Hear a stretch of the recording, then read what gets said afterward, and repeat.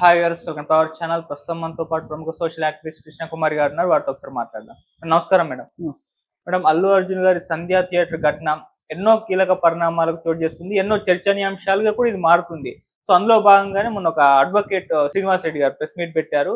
కొన్ని కీలక అంశాలు ఆయన అభిప్రాయాలను తెలియజేశారు మేడం. అందులో ఒకటి ఏంటంటే, రేవంత్ రెడ్డి గారు ప్రభుత్వాన్ని కూల్చే ప్రయత్నాలు జరుగుతున్నాయి, అల్లు అర్జున్ గారి వెనకాల ఒక మహాశక్తి ఉంది, బీఆర్ఎస్ బీజేపీ కుట్ర పన్నుతున్నాయని ఒక వర్షన్ చెప్పారు. అలాగే ఆంధ్ర సినిమా ఇండస్ట్రీ అక్కడికే వెళ్ళిపోవాలి, ఇక్కడ ఉండకూడదు అన్నట్టు కూడా అభిప్రాయాలను వెలుపుచ్చుతున్నారు. సో ఇప్పుడు ఒక చర్చగా మారిపోయింది తెలంగాణలో ఫిలిం ఇండస్ట్రీ ఉండడం, అది ఏపీకి వెళ్ళిపోవాలన్న చర్చ. మీరేం చెప్తారు మేడం వీటిపైన? ఇవి బాధ్యతారాహిత్యమైన పొగరుతో మాట్లాడిన కామెంట్స్ గా చూస్తాను నేను. ఓకే, అసలు నీకెవరు చెప్పారు ఈ సంగతి? రేవంత్ రెడ్డి ప్రభుత్వాన్ని కూల్చే కుట్ర అల్లు అర్జున్ చేస్తాడు అని చెప్పి ఏ ఆధారాలతో నువ్వు మాట్లాడుతున్నావు?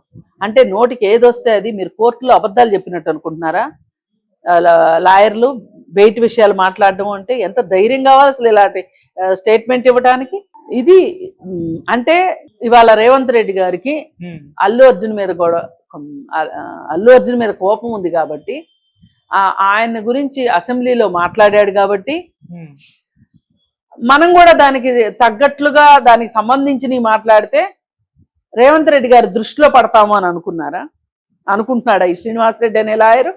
ఏమన్నా అడ్వకేట్లకు సంబంధించిన పోస్టులు ఫిలప్ అయ్యేది ఏమన్నా ఉందేమో, నామినేటెడ్ పోస్టులు. ఆ పోస్టులు ఏదో ఆశించి ఆయన మాట్లాడినట్టుంది తప్పితే వేరేగా లేదు. పైగా ఇంకొక పొగరు మాటలు మాట్లాడుతున్నాడు.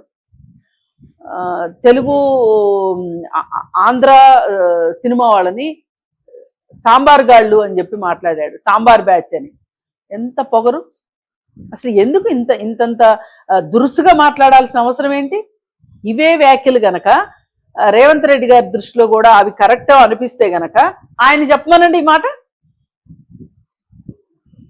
ఏమి సినిమా ఇండస్ట్రీ అంటే దూడలుగా కాసిపోయిందా వీళ్ళకి? నాకు అర్థం కాదు. ఇప్పుడంటే ఏదో వాళ్ళు ముక్కలుగా ఉన్నారు కాబట్టి, వాళ్ళని వాళ్ళు రక్షించుకోలేని పరిస్థితిలో ఉన్నారు కాబట్టి ఈ విధమైన మాటలు మాట్లాడుతున్నారా? ఎందుకు మాట్లాడుతున్నట్లు అసలు అర్థం కాకుండా. అలాగే ఫిలిం నగర్ నీ అబ్బజాగిరా, ఎన్నాళ్ళు ఆ ఫిలిం నగర్లో పడి ఏడుస్తారు? మీరు వెళ్ళిపోండి ఇక్కడి నుంచి, గవర్నమెంట్ ఇచ్చిన స్థలాలే కదా, అందరికీ ఇచ్చారు, ఒక్క అల్లు అరవింద్కే ఇచ్చారా ప్రభుత్వం నుంచి స్థలాలు? అసలు తెలుగు సినిమా పరిశ్రమకి అల్లు రామలింగయ్య గారు చేసిన సేవ తెలుగు నాటక రంగానికి నీకు తెలుసా? అసలు అల్లు అరవింద్ ఫాదర్ అల్లు రామలింగయ్య గారు అనే సంగతి నీకు తెలుసా? ఆయన ఎటువంటి వాడో, ఆయన వ్యక్తిత్వం ఏంటో తెలుసా నీకు? ఏం తెలుసని మాట్లాడుతున్నావు నువ్వు? ఆయన ఒక రకంగా నాటక రంగంలో ఒక నిఘంటువు లాంటి వాడు. అలాగే తెలుగు సినిమా ఇండస్ట్రీలో హాస్యానికి ఆయన ఒక ఐకాన్ లాంటి వాడు. ఈ రోజుకి ఏ జనరేషన్ అయినా సరే అల్లు రామలింగయ్య గారి హాస్యానికి ముగ్ధులు కావాల్సిందే, చూసి తరించాల్సిందే. ఎలా మాట్లాడగలుగుతున్నావు నువ్వు? ఇవాళ తెలుగు సినిమా ఇండస్ట్రీ వాళ్ళు ఇండస్ట్రీని ఇక్కడ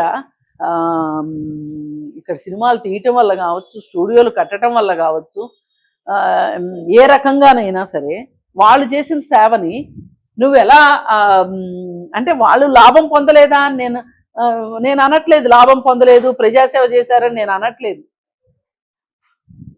కానీ ఇవాళ అందరము ఒక తెలుగు అతను శ్యామ్ బెనగల్ అనే ఆయన తెలంగాణలో పుట్టినప్పటికీ కూడా తెలుగు వ్యక్తిగా గుర్తించబడ్డాడు తప్పితే తెలంగాణ అని మీరు ఇప్పుడు రాష్ట్రం విడిపోయింది కాబట్టి తెలంగాణ అని మాట్లాడుతున్నారు. కానీ ఇదివరకు ఏమని గుర్తించబడేవాళ్ళు? ఆంధ్రప్రదేశ్ అనే కదా. ఇప్పుడు మీరు కోర్టులో ప్రాక్టీస్ చేస్తే కూడా రాష్ట్రం విడిపోక ముందు ఆంధ్రప్రదేశ్ హైకోర్టులోనే పనిచేశారు అన్నారు. కానీ మీరు మిమ్మల్ని తెలంగాణ వ్యక్తి హైకోర్టులో వాదిస్తున్నారు అని అనలేదు కదా. ఈ మాత్రం ఒక చిన్న సన్నని గీతలు కూడా అర్థం చేసుకోకపోతే అసలు నువ్వేం లాయర్వి, నువ్వు ఎక్కడ చదువుకున్నావులా? ఇక్కడ ఒకటే కనిపిస్తుంది, ఆయనకి మెప్పు కావాలి, రేవంత్ రెడ్డి మెప్పు పొందాలి అని అనుకుంటున్నాడు. అందుకోసమే ఈ మాటలన్నీ మాట్లాడాడు తప్పితే అసలు తక్షణం ఆయన ఖచ్చితంగా సారీ చెప్పాలి ఇండస్ట్రీకి. తెలుగు వాళ్ళు ఎవరైతే ఆయన అనుకుంటున్నాడో, తెలుగు వాళ్ళని ఆంధ్ర వాళ్ళని ఎవరైతే అనుకుంటున్నాడో అసలు ఎందుకు ఈవేళ కొత్తగా ఆంధ్ర తెలంగాణ ఫీలింగ్ ఎందుకు తీసుకొస్తున్నావు నువ్వు? అసలు ఇలాంటివి తీసుకొచ్చే కేసీఆర్ ఫ్యామిలీ 10 ఏళ్ళు బతికేసింది. ఇప్పుడు నువ్వు ఇలాంటివి చూపించి నువ్వు పోస్ట్ కొట్టేద్దాం అనుకుంటున్నావు రేవంత్ రెడ్డి దగ్గర. అంటే రేవంత్ రెడ్డి గారిని మచ్చిక చేసుకొని ఆయనకి నచ్చే మాటలు మాట్లాడి, మప్పితమైన మాటలు మాట్లాడి, నీకు ఒక పోస్ట్ వచ్చే దానికోసం ఆంధ్ర తెలుగు ఆంధ్ర సినిమా వాళ్ళని నీ ఇష్టానికి మాట్లాడతావా? ఎంత పొగరు అసలు నీకు!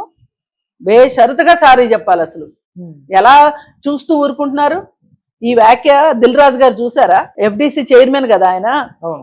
నేను ఆయన్ని సూటిగా ప్రశ్నిస్తున్నా, దిల్ రాజు గారిని. ఇలాగేనా మాట్లాడేది తెలంగాణ వాళ్ళు? అందుకని అసలు ఆంధ్ర సినిమా వాళ్ళు, తెలంగాణ సినిమా వాళ్ళు అనే విభజన ఎప్పుడు వచ్చింది? 2014 నుంచి వచ్చింది. ఇప్పుడు 2014 నుంచి అట్లా ఎవరైనా ఆంధ్ర వాళ్ళు అక్కడి నుంచి ఇక్కడికి వచ్చి ఇక్కడ ఏమన్నా పెత్తనం సాగిస్తుంటే మీరేమన్నా అన్న అర్థం ఉంది. కానీ మరి అలా అనుకున్నప్పుడు శ్యామ్ బెనగల్ని మా ప్రాంతం వాడని ఎచ్చులుపోతున్నారు కదా మీరు, ఇప్పుడు చెప్పుకుంటున్నారు కదా. మరి శ్యామ్ బెనగల్ హిందీలో వెళ్ళి సినిమాలు తీసి హిందీ వాళ్ళ అవకాశాలు కొల్లగొట్టాడా? చెప్పండి మరి. మీ శ్యామ్ బెనగల్ ఇక్కడే ఉండాలిగా మీరు చెప్పే లెక్కల ప్రకారం, మీరు చెప్పేదే కరెక్ట్ అయితే. అందుకని ఇలాంటి అడ్డం పొడుగు మాటలు, నాలుగు పొడుగు మాటలు మాట్లాడితే సహించేదానికి లేదు ఇక్కడ.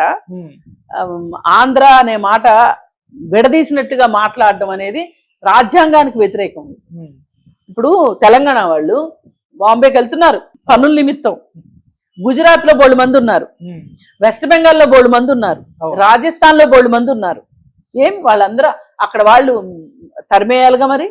అసలు దుబాయ్కి ఎంతమంది వెళ్తున్నారుగా మీ ప్రాంతం వాళ్ళు. నువ్వు అనుకునే సోకాళ్ళు తెలంగాణ అని నీకు ఇంకొకటి కూడా తెలియదేమో. తెలంగాణ సాయుధ పోరాటం అనేది జరిగి తెలంగాణలో ఒక కట్టుబానిస వ్యవస్థకి చరమగీతం పాడింది, జాగీర్దార్ వ్యవస్థకు వ్యతిరేకంగా పోరాడింది. నీ బాంచన్ కాలు మొక్తా అనే మాటని మాట్లాడే అవసరం లేకోకుండా చేసింది ఎవరు? మీరు అనుకుంటున్న ఆంధ్ర ప్రాంతం నాయకులు, ఇక్కడ మీరు అనుకుంటున్నట్టు తెలంగాణ ప్రాంతం నాయకులు కలిసి ఉద్యమం చేస్తే ఎవరి కోసం చేశారు? దీనివల్ల లాభపడింది ఎవరు? మీ తెలంగాణ లాభపడింది, మీ తెలంగాణ రైతులు లాభపడ్డారు. కాబట్టి అంత చిన్న చిన్న రైతులు నీ దృష్టిలోకి రారేమో. అందుకని వాళ్ళకి ఏం మంచి జరిగితే నాకెందుకు అనుకుంటావు నువ్వు. మరి అలాంటి సందర్భంలో బోలెడు మంది ఇక్కడి నుంచి ఆ ఉద్యమంలో ఉన్నవాళ్ళు ఆంధ్రాలో తలదాచుకుంటానికి వెళ్తే అక్కడ పోలీసు వాళ్ళతోటి భయంకరమైన వేధింపులకి గురయ్యారు ఆంధ్ర ప్రజలు. దానికేం చెప్తావు? ఒక్కసారి చరిత్రను చదువుకుంటే ఇలాంటి మూర్ఖులు ఇలాంటి మూర్ఖపు మాటలు మాట్లాడరు. నేను మళ్ళీ అడుగుతున్నాను, దిల్ రాజు గారు కావచ్చు, రేవంత్ రెడ్డి గారు కావచ్చు, ఎవరైనా సరే కాస్త పరిణితి చూపించి ఇతను మాట్లాడిన మాట కరెక్టు అని చెప్పి మీరు కూడా అంటే అప్పుడు చూసుకుందాం. కానీ